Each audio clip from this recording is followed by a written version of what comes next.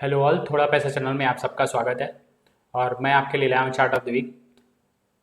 Chart of the week में हम दो स्टॉक पे डिस्कशन करने वाले हैं, जिनके हम चार्ट पैटर्न, उनके टारगेट, उनके स्टॉप लॉस, उनके टाइम हराइजन, कंपनी क्या करती है, ये सारी चीज़ों को अंडरस्टैंड करने की कोशिश करेंगे।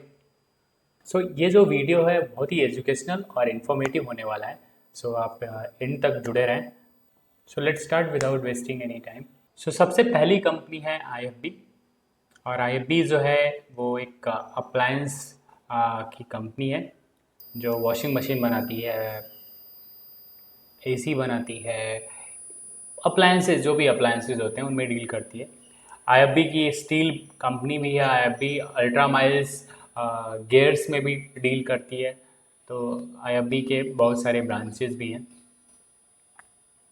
अगर इस स्टॉक को देखेंगे तो स्टॉक में ब्रेकआउट जो आ रहा है वो अराउंड 6 साल बाद आ रहा है। 6 साल बाद इस स्टॉक में ब्रेकआउट आ रहा है। 2018, 2017 में ये एक रेजिस्टेंस बना था। 2017-2018 में एक रेजिस्टेंस बना था 1503 का। और 1503 मल्टीपल टाइम ये जो स्टॉक है 2021 में भी इस रेजिस्टेंस को क्रॉस करने की कोशिश की, बट क्रॉस नहीं हो पाया। अगेन इन 2024 लास्ट वीक ये स्टॉक ने अपने जो रेजिस्टेंस था 1503 का, जो एक रेजिस्टेंस था 1500 का, जो एक रेजिस्टेंट था, उसको क्रॉस करके ऊपर की क्लोजिंग दी है। अगर पैटर्न देखोगे तो ये एक डब्लू पैटर्न का ब्रेकआउट है। कुछ लोग इसे डबल बॉटम कहते हैं। और जो इसके टारगेट होते हैं इसके बेस से काउंट किया जाता है, और जो ब्रेकआउट का लेवल है उसमें ऐड कर दिया जाता है। तो जो अगर इसका टारगेट अगर देखा जाए तो टारगेट जो बनता है वो 2250 का टारगेट बनता है।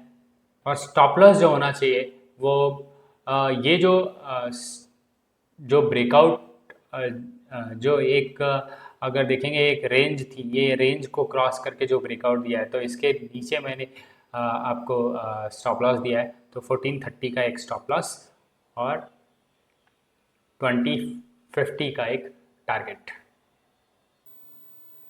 जो टारगेट दिया गया है अगर ये देखेंगे तो करंट लेवल से भी 50% ऊपर का टारगेट दिख रहा है मुझे।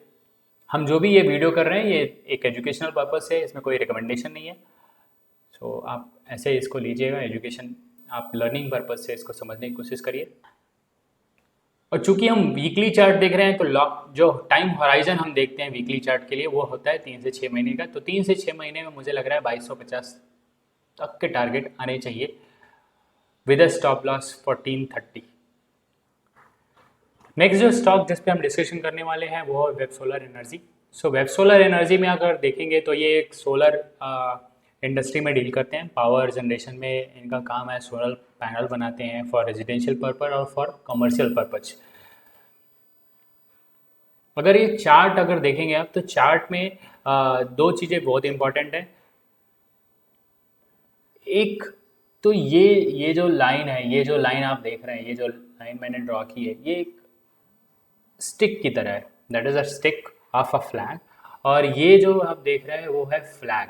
तो फ्लैग पैटर्न का ब्रेकआउट जो है वो लास्ट टू लास्ट वीक आया था।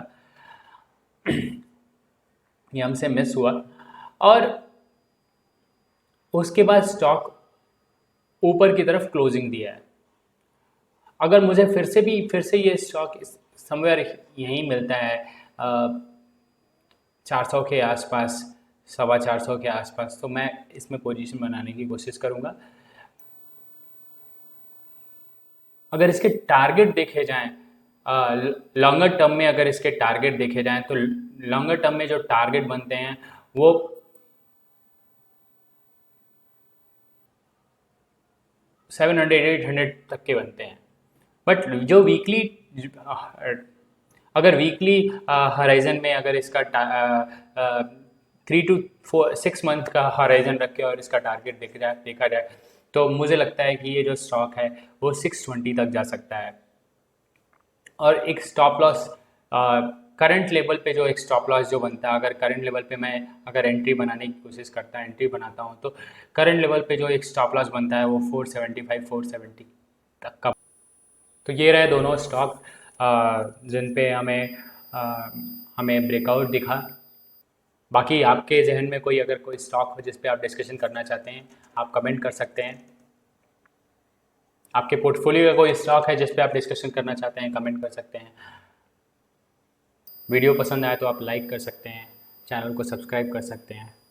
Thank you so much.